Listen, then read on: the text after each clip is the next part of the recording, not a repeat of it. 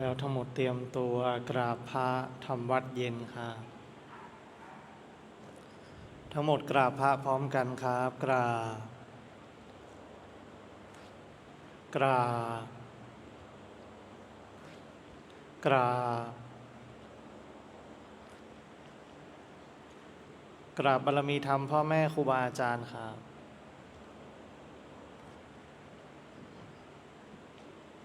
ทั้งหมดกล่าวคำบูชาพระรัตนตรัยพร้อมกันอิมินา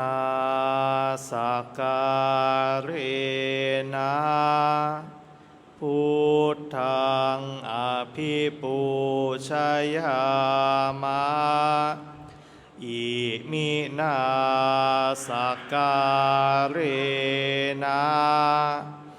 ธัมมังอภิปูชยามะอิมินาสการเรนะสังฆังอภิปูชยามะอะระหังสัมมาสัมพุทโธภคะวาพุทธังภคะวันตังอภิวาเทมิสวากขาโตภคะวตาธัมโมธัมมังนามัสสามิสุปฏิปันโนภะคะวะโตสาวกสังโฆสังฆังนะมามิหันธรรมยังพุทธัสสะภะคะวะโตปุพพาคณะมะกะรังกะโรมะเซนะโมตัสสะภะคะวะโตอะระหะโตสัมมาสัมพุทธัสสะนะโมตัสสะภะคะวะโตอะระหะโตสัมมาสัมพุทธัสสะนะโมตัสสะภะคะวะโตอะระหะโตสัมมาสัมพุทธัสสะพุทธังสารนังคัจฉามิธัมมังสารนังคัจฉามิสังฆังสารนังคัจฉามิทุติยัมปิพุทธังสารนังคัจฉามิทุติยัมปิธัมมังสารนังคัจฉามิทุติยัมปิสังฆังสารนังคัจฉามิตาติยัมปิพุทธังสารนังคัจฉามิตาติยัมปิธัมมังสารนังคัจฉามิตาติยัมปิสังฆังสารนังคัจฉามิเปิดหนังสือไปหน้าที่12ครับหน้า12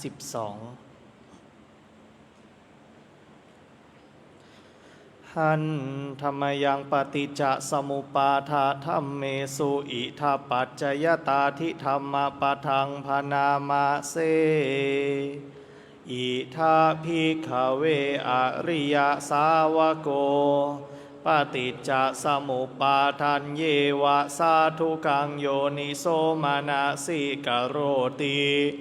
ภิกษุทั้งหลายอริยสาวกในธรรมวินัยนี้ย่อมกระทำไว้ในใจโดยแยบคายเป็นอย่างดี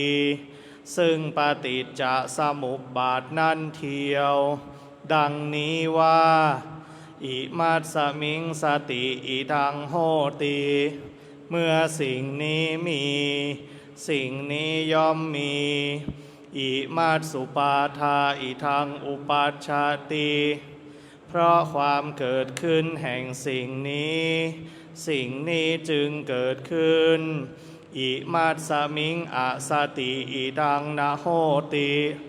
เมื่อสิ่งนี้ไม่มีสิ่งนี้ย่อมไม่มีอิมัสสะนิโรธาอิทังนิรุชชติเพราะความดับไปแห่งสิ่งนี้สิ่งนี้จึงดับไปยะทิทังได้แก่สิ่งเหล่านี้คืออวิชชาปัจจยาสังขารา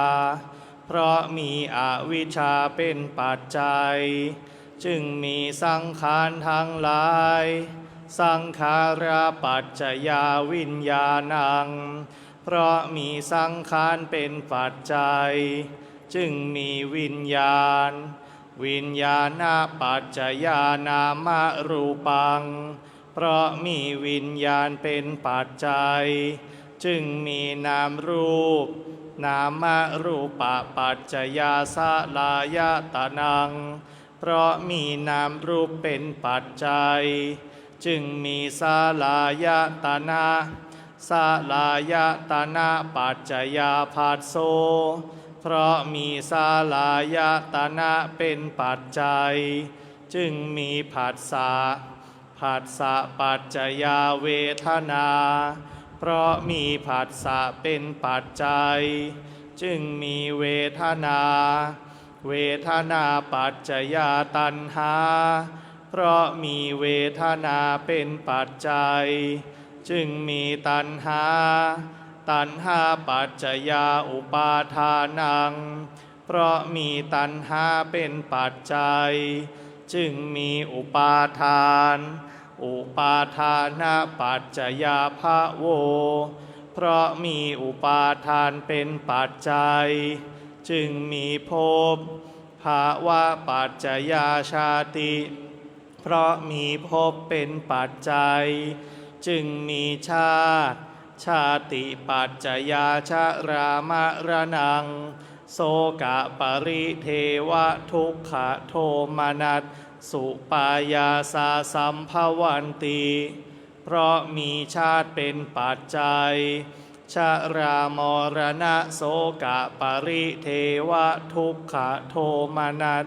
อุปายาสะทางหลายจึงเกิดขึ้นครบถ้วน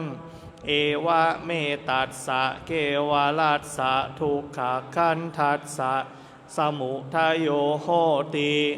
ความเกิดขึ้นพร้อมแห่งกองทุกข์ทั้งสิ้นนี้ย่อมมีด้วยอาการอย่างนี้อวิชชายตะเววะอะเสสะวิราคะนิโรธาสังขาระนิโรโธเพราะความจางคลายดับไปโดยไม่เหลือแห่งอวิชชาอันนั้นเทียวจึงมีความดับแห่งสังขารสังขาระนิโรธาวิญญาณนิโรโธเพราะมีความดับแห่งสังขารจึงมีความดับแห่งวิญญาณวิญญาณนิโรธานามรูปนิโรโธเพราะมีความดับแห่งวิญญาณจึงมีความดับแห่งนามรูปนามรูปนิโรธาสาลายตนะนิโรโธเพราะมีความดับแห่งนามรูปจึงมีความดับแห่งสาลายตนะสาลายตนะนิโรธาผัสสะนิโรโธเพราะมีความดับแห่งสาลายตนะจึงมีความดับแห่งผัสสะผัสสะนิโรธาเวทนานิโรโธเพราะมีความดับแห่งผัสสะจึงมีความดับแห่งเวทนาเวทนานิโรธาตัณหานิโรโธเพราะมีความดับแห่งเวทนาจึงมีความดับแห่งตัณหาตัณหานิโรธาอุปาทานนิโรโธเพราะมีความดับแห่งตัณหาจึงมีความดับแห่งอุปาทานอุปาทานนิโรธาภาวะนิโรโธ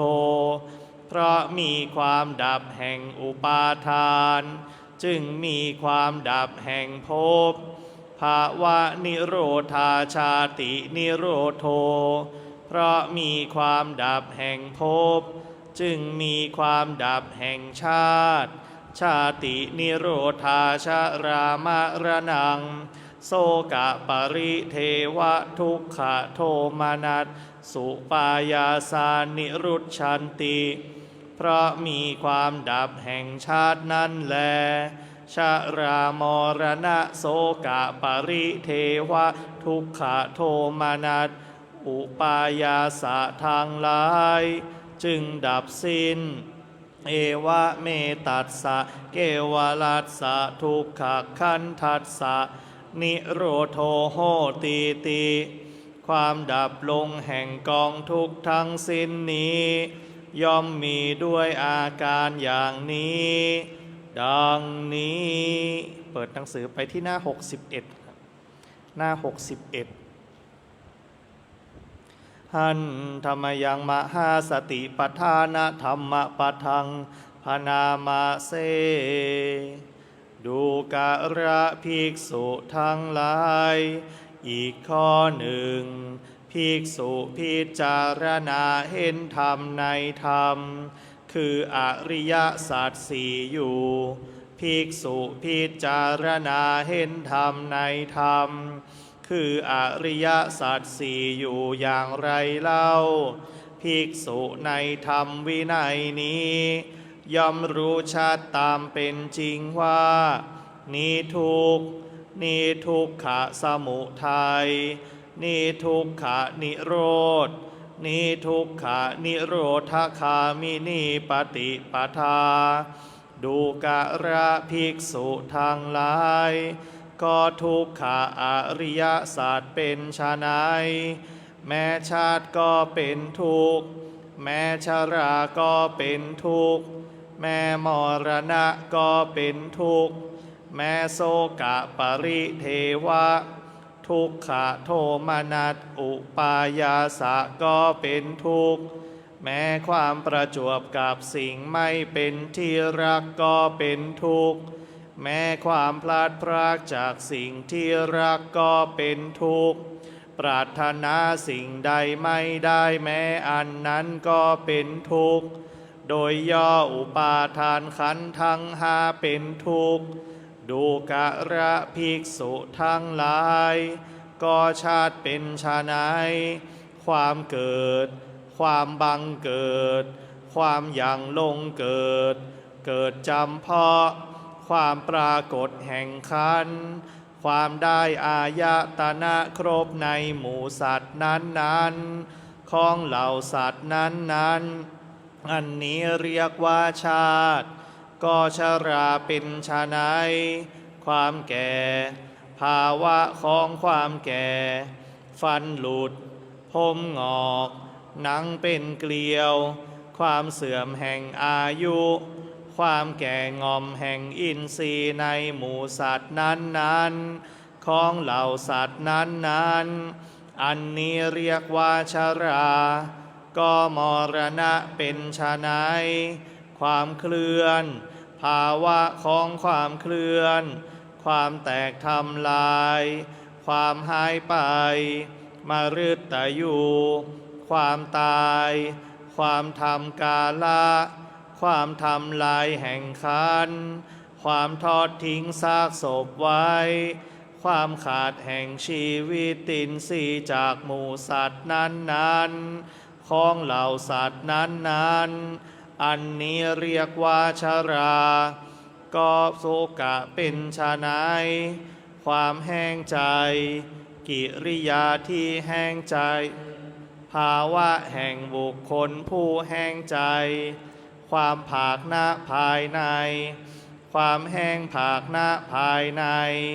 ของบุคคลผู้ประกอบด้วยความพิบัติอย่างใดอย่างหนึ่งผู้ถูกทำคือทุกอย่างใดอย่างหนึ่งกระทบแล้วอันนี้เรียกว่าโสกะก็ปริเทวะเป็นไฉนความคร่ำครวญความรำไรรำพันกิริยาที่คร่ำครวญ กิริยาที่รำไรรำพันภาวะของบุคคลผู้คร่ำครวญภาวะของบุคคลผู้รำไรรำพันภาวะของบุคคลผู้ประกอบด้วยความพิบัติอย่างใดอย่างหนึ่งผู้ถูกทำคือทุกอย่างใดอย่างหนึ่งกระทบแล้วอันนี้เรียกว่าปริเทวะก็ทุกเป็นไฉนความลำบากทางกายความไม่สำราญทางกายความเสวยอารมณ์อันไม่ดีที่เป็นทุกข์เกิดแต่กายสัมผัสอันนี้เรียกว่าทุกข์ก็โทมนัสเป็นไฉนความทุกข์ทางจิตความไม่สำราญทางจิตความเสวยอารมณ์อันไม่ดีที่เป็นทุกข์เกิดแต่มโนสัมผัสอันนี้เรียกว่าโทมนัสก็อุปายาสะเป็นไฉนความแค้นความคับแค้นภาวะของบุคคลผู้แค้นภาวะของบุคคลผู้คับแค้นภาวะของบุคคลผู้ประกอบด้วยความพิบัติอย่างใดอย่างหนึ่งผู้ถูกทำคือทุกอย่างใดอย่างหนึ่งกระทบแล้วอันนี้เรียกว่าอุปายาสะก็ความประจวบกับสิ่งไม่เป็นที่รักก็เป็นทุกข์เป็นไฉนความประสบความพรั่งพร้อมความรวมความระคนด้วยรูปเสียงกลิ่นรสโผฏฐัพพะอันไม่น่าปรารถนาไม่น่าใครไม่น่าพอใจหรือด้วยบุคคลผู้ปรารถนาสิ่งที่ไม่เป็นประโยชน์ปรารถนาสิ่งที่ไม่เกื้อกูลปรารถนาความไม่ผาสุกปรารถนาความไม่เกษมจากโยคะซึ่งมีแก่ผู้นั้นอันนี้เรียกว่าความประจวบกับสิ่งไม่เป็นที่รักก็เป็นทุกข์ก็ความพลาดพรากจากสิ่งที่รักก็เป็นทุกข์เป็นไฉนความไม่ประสบความไม่พรั่งพร้อมความไม่รวมความไม่ระคนด้วยรูปเสียงกลิ่นรสโผฏฐัพพะอันน่าปรารถนาน่าใครน่าพอใจหรือด้วยบุคคลผู้ปรารถนาประโยชน์ปรารถนาสิ่งที่เกื้อกูลปรารถนาความผาสุกปรารถนาความเกษมจากโยคะคือมารดาบิดาพี่ชายน้องชายพี่หญิงน้องหญิงมิตรอามาตย์หรือญาติสาโลหิตซึ่งมีแก่ผู้นั้นอันนี้เรียกว่าความพลาดพรากจากสิ่งที่รักก็เป็นทุกข์ก็ปรารถนาสิ่งใดไม่ได้แม้อันนั้นก็เป็นทุกข์เป็นไฉนความปรารถนาย่อมบังเกิดแก่สัตว์ผู้มีความเกิดเป็นธรรมดาอย่างนี้ว่าโอ๋หนอข้อเราไม่พึงมีความเกิดเป็นธรรมดาข้อความเกิดอย่ามีมาถึงเราเลยข้อนั้นสัตว์ไม่พึงได้สมความปรารถนาแม้ข้อนี้ก็ชื่อว่าปรารถนาสิ่งใดไม่ได้แม้อันนั้นก็เป็นทุกข์ความปรารถนาย่อมบังเกิดแก่สัตว์ผู้มีความแก่เป็นธรรมดาอย่างนี้ว่าโอ๋หนอข้อเราไม่พึงมีความแก่เป็นธรรมดาข้อความแก่อย่ามีมาถึงเราเลยข้อนั้นสัตว์ไม่พึงได้สมความปรารถนาแม้ข้อนี้ก็ชื่อว่าปรารถนาสิ่งใดไม่ได้แม้อันนั้นก็เป็นทุกข์ความปรารถนาย่อมบังเกิดแก่สัตว์ผู้มีความเจ็บเป็นธรรมดาอย่างนี้ว่าโอ๋หนอข้อเราไม่พึงมีความเจ็บเป็นธรรมดา ขอความเจ็บอย่ามีมาถึงเราเลยข้อนั้นสัตว์ไม่พึงได้สมความปรารถนา แม้ข้อนี้ก็ชื่อว่าปรารถนาสิ่งใดไม่ได้แม้อันนั้นก็เป็นทุกข์ความปรารถนาย่อมบังเกิดแก่สัตว์ผู้มีความตายเป็นธรรมดาอย่างนี้ว่าโอ๋หนอข้อเราไม่พึงมีความตายเป็นธรรมดาข้อความตายอย่ามีมาถึงเราเลยข้อนั้นสัตว์ไม่พึงได้สมความปรารถนาแม้ข้อนี้ก็ชื่อว่าปรารถนาสิ่งใดไม่ได้แม้อันนั้นก็เป็นทุกข์ความปรารถนาย่อมบังเกิดแก่สัตว์ผู้มีโสกะปริเทวะทุกขโทมนัสอุปายาสะเป็นธรรมดาอย่างนี้ว่าโอ๋หนอข้อเราไม่พึงมีโสกะปริเทวะทุกขโทมนัสอุปายาสะเป็นธรรมดาข้อโสกะปริเทวะทุกขโทมนัสอุปายาสะอย่ามีมาถึงเราเลยข้อนั้นสัตว์ไม่พึงได้สมความปรารถนาแม้ข้อนี้ก็ชื่อว่า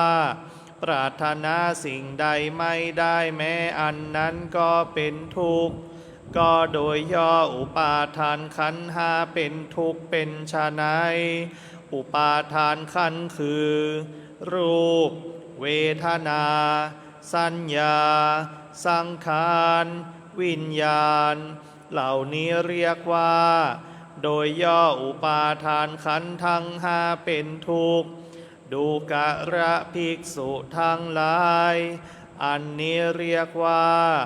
ทุกขอริยสัจสำหรับการสวดมนต์สาธยายธรรมในช่วงเย็นเอาไว้แต่เพียงเท่านี้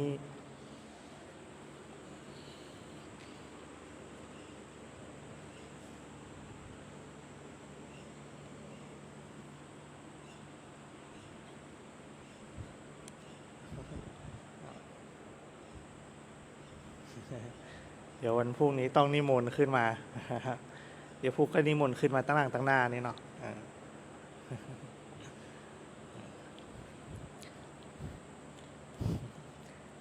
ก่อนที่จะนั่งสมาธิภาวนา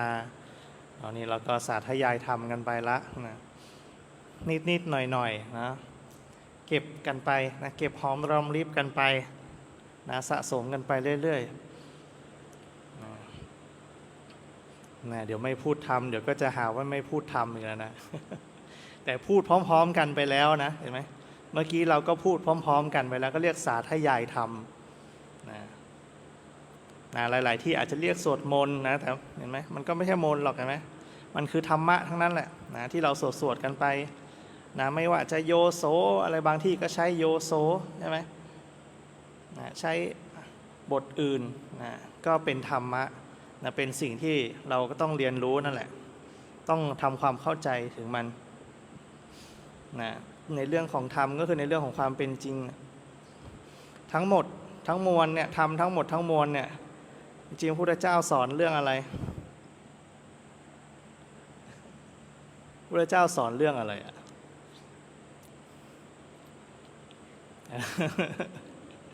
อยู่ในหนังสือนะอยู่ในหนังสือนะอยู่ในพุทธสุภาษิตนะสัพเพธัมมานารังอภินิเวสายะพุทธเจ้าสอนแค่นี้แหละทำทั้งปวงไม่ควรยึดมั่นถือมั่นพระพุทธเจ้าสอนแค่นี้แล้วถามว่าที่เหลือมันคืออะไรที่เหลือมันคือเหตุผลว่าทำไมและอย่างไรเห็นไหมทำไมถึงไม่ควรยึดมั่นอย่างเงี้ยใช่ไหมเห็นไหมอุปทานในขันธ์ทั้งห้าเป็นทุกข์ไงก็ไม่ควรยึดมั่นถือมั่นเพราะอะไรมันเป็นทุกข์ชอบความทุกข์เหรอใช่ไหมอย่างเงี้ยเห็นไหมทุกอย่างมันเป็นแค่การอธิบายว่าทำไมแล้วก็อย่างไรมันเป็นทุกข์ยังไงเห็นไหมตอนแรกเราก็สงสัยละพอเราสาธยายกันไปพุทธเจ้าบอกไม่ควรยึดมั่นถือมั่นทำไมเห็นไหมเพราะมันเป็นทุกข์ใช่ไหมอุปทานในขันธ์ทั้งห้าเป็นทุกข์อันนั้นคือเหตุผลแล้วยังไงมันเป็นทุกข์ยังไงก็ไปสู่อะไร อนัตตลักษณสูตรเห็นไหมความเป็นอนิจจังทุกขังอนัตตาของขันธ์ห้าเพราะขันธ์ห้ามันเปลี่ยนแปลงขันธ์ห้ามันอยู่ในสภาพเดิมไม่ได้ขันธ์ห้ามันเป็นสิ่งที่ไม่ใช่ตัวตนควบคุมไม่ได้สรุปมันเป็นอะไรเป็นธรรมชาติเห็นไหมสรุปคืออะไรมันคือธรรมชาติมันคือความจริงอย่างนั้นแหละเห็นไหมมันคือความเป็นอย่างนั้นวันนี้ฝรั่งชอบนะคำว่าความเป็นอย่างนั้นน่ะที่เราดูงานเห็นงานวิจัยเรื่อง mindfulness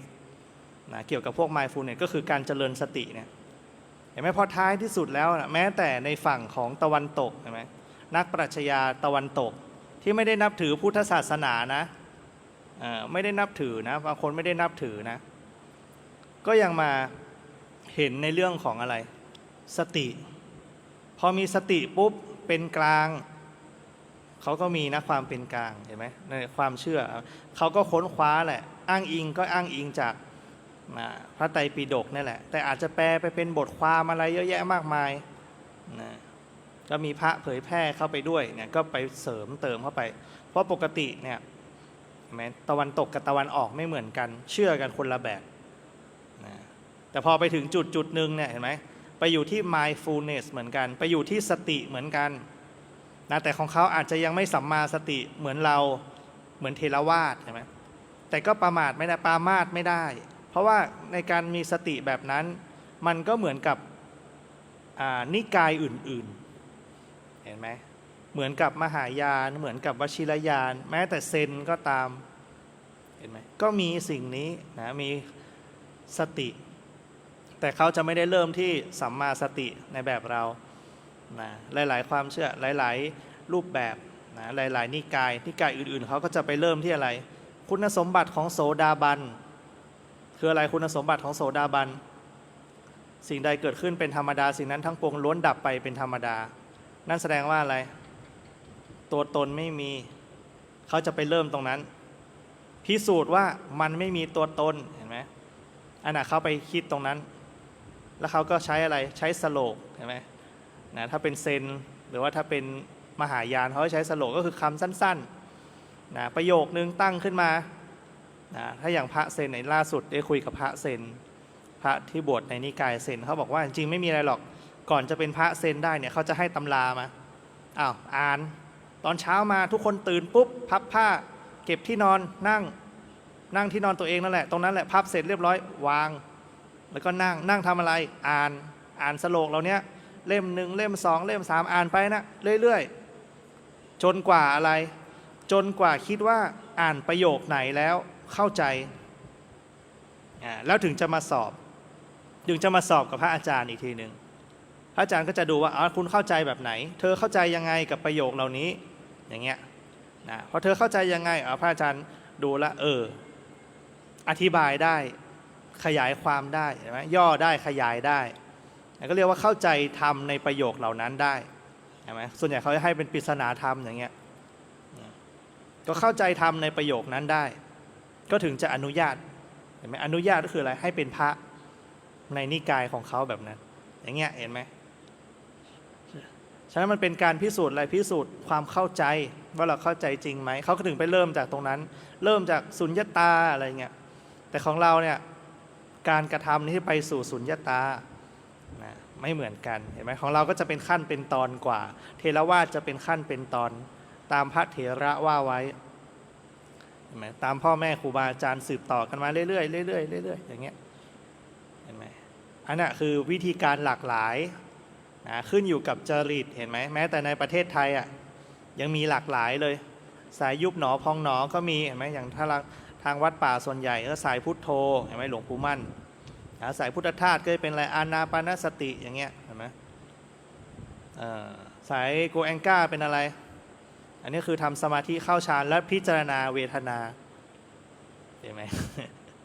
มันต้องได้สมาธิก่อนเห็นไหมใครถูกจริตแบบไหนก็ไปแบบนั้นเห็นไหมล่ะมันขึ้นอยู่กับจริตนะไม่มีที่ไหนผิดบางที่เราไปที่นี่ไม่เข้าท่าเลยก็จริตไม่ตรงกันคนที่เขาปฏิบัติได้ดีในแต่ละที่มีไหมมีเหมือนกันหมดเห็นไหมแต่แค่อะไรบางทีเราไป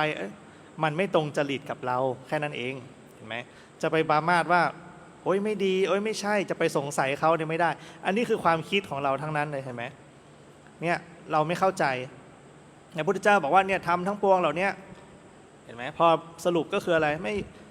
ไม่ต้องไปยึดมั่นถือมั่นเห็นไหมแล้วก็ต้องกลับไปดูละทำไมล่ะเห็นไหมอะไรล่ะอย่างเงี้ยพระพุทธเจ้าอธิบายไว้ทั้งหมดแหละและอธิบายวิธีการด้วยวิธีการคืออะไรวิธีการพิสูจน์อย่างเงี้ยนะเหมือนที่เรานั่งสมาธิภาวนาการภาวนาของเราจะเป็นการพิสูจน์ทฤษฎีนะเป็นการกระทำใช่ไหมปฏิบัติงั้นนำไปสู่การพิสูจน์ทฤษฎีคือพิสูจน์ความจริงว่าพุทธเจ้าพูดจริงเหรอลองทำดูสิเห็นไหมเพราะอะไรพระธรรมเป็นสิ่งที่ให้ผลได้ไม่ถูกจำกัดด้วยการนะไม่ถูกจำกัดด้วยการคืออะไรมันมีตลอดเวลาไม่ขึ้นอยู่กับเวลานะจริงๆแล้วอากาลิโกเนี่ยอากาลิโกอากาลิเห็นไหมอาการก็คือเวลาก็คือไม่ขึ้นกับเวลาบางคนก็ถ้าแปลพื้นฐานก็ทำเมื่อไหร่ได้เมื่อนั้นไม่ขึ้นกับเวลาแต่จริงแล้วธรรมะเนี่ยมันอยู่นอกเหนือเวลาเห็นไหมอยู่นอกเหนือสมมุติเพราะอะไรสมมุติเอาไม่ได้เพราะมันเป็นจริงอย่างนั้นฉะนั้นหน้าที่ของเราในการปฏิบัติภาวนาคือพิสูจน์ว่ามันเป็นจริงไหมเหมือนเรานั่งสมาธิสงบตลอดไหมสงบทุกวันไหมเนี่ยก็ไม่เห็นไหมเราเข้าใจแต่เป็นยังไงเราไปติดอะไรติดสัญญาว่านั่งสมาธิต้องสงบถูกไหมเนี่ยไปติดอะไรไปติดคำว่าผู้ปฏิบัติธรรมเห็นไหมผู้ปฏิบัติธรรมสรุปว่ามีละหนึ่งตัวเห็นไหมตัวตนเกิดละหนึ่งอย่างตัวตนของนักปฏิบัติเกิดละฉะนั้นผู้ปฏิบัติธรรมปฏิบัติแล้วต้องได้อะไรได้ทำเหรอไม่ใช่แต่ไปเอาอะไรสงบย้อนแย้งนะเนี่ยใช่ไหมนั่งสมาธิไปเพื่ออะไรสงบแต่ถามว่าเป็นธรรมไหมยังไม่รู้เลยธรรมเกิดหรือเปล่าใช่ไหมแต่นั่งแล้วจะเอาอะไรสงบก่อน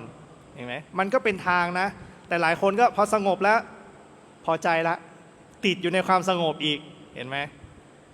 เนี่ยคือรายละเอียดของมันคือถามว่าทำไมอย่างไรเนี่ยมันจะอยู่ในเนี้ยเห็นไหมเรายึดเป็นที่เห็นไหมทั้งที่พระเจ้าสอนว่าอะไรไม่ควรยึดไม่ควรยึดไม่ควรยึดเห็นไหมเรายึดตั้งแต่แรกละผู้ปฏิบัติธรรมละตัวตนมาละหนึ่งใช่ไหมต้องอะไรนั่งสมาธิเดินจงกรมสองมาละตัวตนมาละอย่างที่สามคืออะไรนั่งสมาธิเราต้องสงบเนี่ยมาละเห็นไหมเนี่ยความปรารถนาทั้งนั้นเลยใช่ไหมมันคือความปรารถนาเป็นขั้นเป็นตอนนะแต่จริงไม่ได้ให้เราปฏิเสธสิ่งเหล่านี้นะให้เรารู้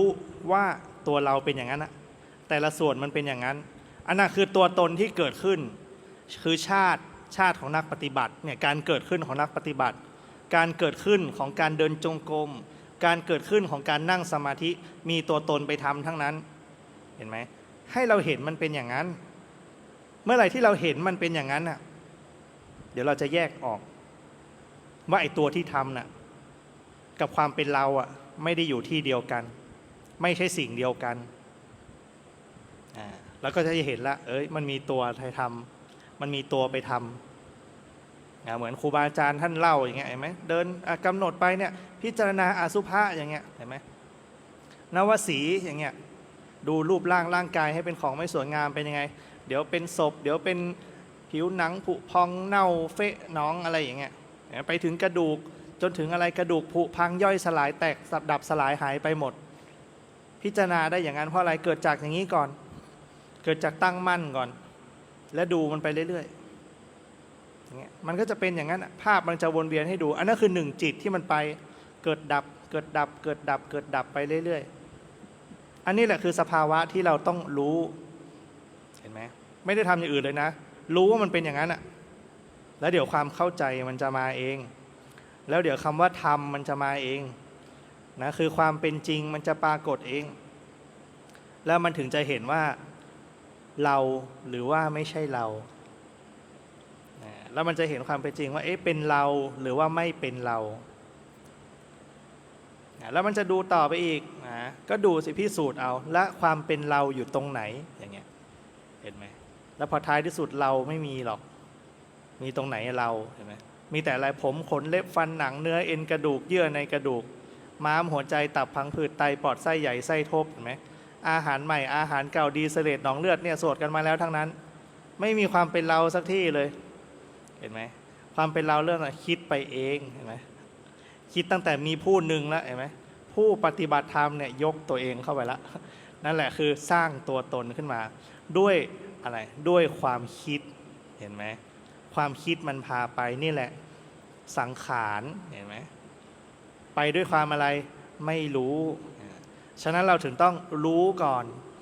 รู้ความจริงแล้วมันถึงจะไม่ปรุงมันถึงจะเป็นวิสังขารนะแต่ตอนนี้เราไม่รู้มันก็เลยเป็นสังขารไปก่อนนึกคิดปรุงแต่งไปก่อนเห็นไหมฉะนั้นเวลาเราปฏิบัติภาวนาเนี่ยให้เราพิสูจน์ตรงนี้ลำดับต่อไปเดี๋ยวเราจะได้นั่งสมาธิภาวนาให้เราอธิษฐานรับพระกรรมฐานพร้อมกันครับ ข้าพเจ้า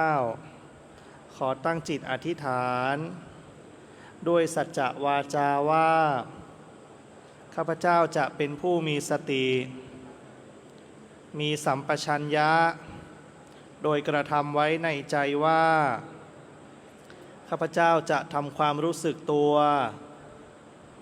ในขณะหายใจเข้าในขณะหายใจออกในขณะหายใจเข้ายาวในขณะหายใจออกยาวในขณะหายใจเข้าสั้นในขณะหายใจออกสั้นข้าพเจ้าจะอดทนอดกลั้นไม่หลงพอใจไม่ปฏิเสธความไม่พอใจจะระงับความอยากมีความอยากเป็นความไม่อยากมีความไม่อยากเป็นตลอดการนั่งสมาธิภาวนาอิมังกัมมัฏฐานังอธิฏฐามิอิมังภาวนานังอธิฏฐามิให้เรานั่งสมาธิภาวนาให้พอสมควรแก่เวลามีสติคอยระลึกรู้ที่ลมหายใจเข้าออก